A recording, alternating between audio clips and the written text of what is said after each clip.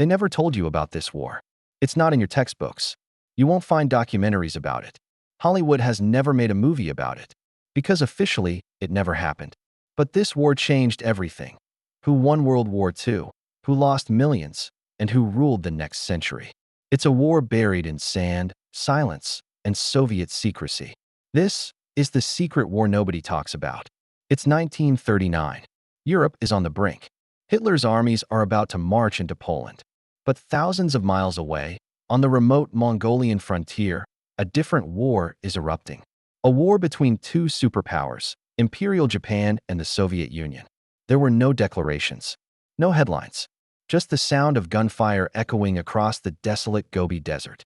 It's called the Battle of Khalkhin Gol, and though few people know its name today, it decided the fate of the entire Second World War. The setting is brutal. An endless, flat steppe, burning heat by day, freezing cold by night. It's a desolate no-man's land between Mongolia, a Soviet ally, and Japanese-occupied Manchuria. Both sides claim this barren strip of land, and neither is willing to back down. In May of 1939, a small clash between border patrols escalates with terrifying speed. Within weeks, minor skirmishes have exploded into a full-scale, undeclared war. Japan sends in its elite Guandong army, one of the most feared and battle-hardened military forces on the planet. The Soviets respond with a massive deployment of tanks, bombers, and a little-known but rising commander named Georgy Zhukov, a man destined to become a legend. But back then, he was just an ambitious officer with a lot to prove. There were no cameras here. No war correspondents filing daily reports. Just men and machines locked in a desperate struggle, fighting and dying in the dust, in a war that neither of their governments would even admit existed. The Soviets rolled out hundreds of their BT-5 and BT-7 tanks, fast, deadly, and unlike anything Japan had ever faced before. The Japanese soldiers, armed with incredible courage and their infamous bayonets, tried to fight back on horseback, literally charging steel tanks with flesh and blood. For months, both sides bled for a patch of desert roughly the size of a small city. And all the while, the world looked the other way, completely distracted by Hitler's next move in Europe. Then came August 1939. Zhukov planned a strike so daring, so audacious, it would come to define his entire career.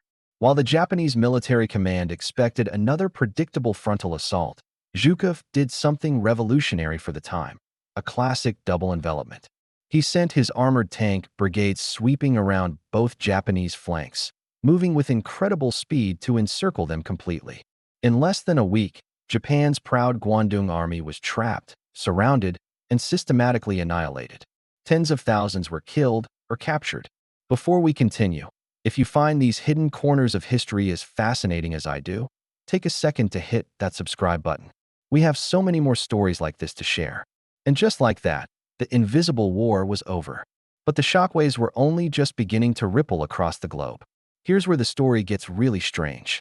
When the dust finally settled, both sides went completely silent. Japan, a nation built on the warrior code of Bushido, couldn't admit it had suffered such a humiliating defeat, especially not to the Soviets, whom they considered inferior. The Soviet Union, in the midst of Stalin's paranoid Great Purge, didn't want to admit it had been fighting a major, undeclared war that could have gone disastrously wrong.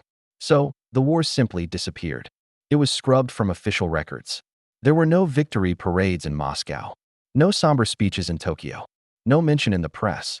There was just an eerie silence, and tens of thousands of shallow graves scattered across a foreign land. It was as if the entire, bloody conflict had been erased from history overnight. But the consequences of that silence reshaped the world. For Japan, it was a hard and brutal lesson. The Soviet military was far stronger and more technologically advanced than they had ever imagined. So when World War II officially began just months later, the Japanese leadership made a fateful decision. Instead of striking north into Siberia, as one faction of their military had long advocated, they would expand south. They turned their ambitions towards Southeast Asia, the Pacific Islands, and ultimately, toward a place called Pearl Harbor. That's right, a secret war fought in a forgotten Mongolian desert, indirectly set the stage for the entire Pacific War and, by extension, America's entry into World War II. And while Japan was tied up fighting the US across the vast Pacific Ocean, the Soviets were free to focus their entire military might on stopping Hitler's invasion from the West. Without that freedom, without the ability to transfer elite divisions from Siberia to defend their capital, the Battle of Stalingrad and the defense of Moscow might have gone very, very differently. And for Georgy Zhukov, Khalkhin Gol was just the beginning. Stalin took notice of his brilliance and decisiveness. 2 years later, when Hitler's armies were at the gates of Moscow, Stalin called on Zhukov to save the Soviet Union. The very same tactics Zhukov pioneered in the Mongolian dust, massed armor, speed, deception, and encirclement, he used again to crush the Nazi war machine. The general who stopped Hitler earned his stripes in a war nobody talks about. For decades, Soviet archives kept the battle completely classified. Japanese veterans who survived were forbidden from speaking about their experience. Even today, much of what we know about what happened has been painstakingly pieced together from fragments, old maps, soldiers' diaries, and the scattered graves that still turn up in the steppe. Local Mongolian herders still find old bullets, rusted helmets, and fragments of shrapnel half buried in the sand. Each artifact is a silent reminder of a war that, according to the official histories, never happened. But just take a moment to imagine a different outcome. Imagine if Japan had won that battle. Imagine if the Soviets had been forced to fight a devastating two-front war against both Japan in the east and Germany in the west. Would Hitler have captured Moscow? Would the United States have ever entered the war in the Pacific? Would the Cold War even have existed as we knew it? One forgotten battle truly changed everything.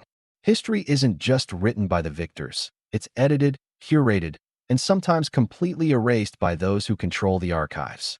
The Battle of Khalkhin Gol didn't fit anyone's preferred narrative. For the Soviets, it was a secret triumph they couldn't boast about. For Japan, it was a deep national embarrassment. And for the West, it was just a distant skirmish, too far away to seem important at the time. But silence doesn't erase the truth. It only buries it deeper. Today, if you were to visit the vast, empty plains of Khalkhin Gol, you would find a lonely monument standing against the constant wind. There are no tourists, no rows of flags. There is just the endless horizon and the ghosts of thousands of soldiers from both sides, locked forever in a war that history chose to forget. And yet, in that profound silence, you can almost hear it. The echoes of gunfire that once decided the fate of the world. So now you know.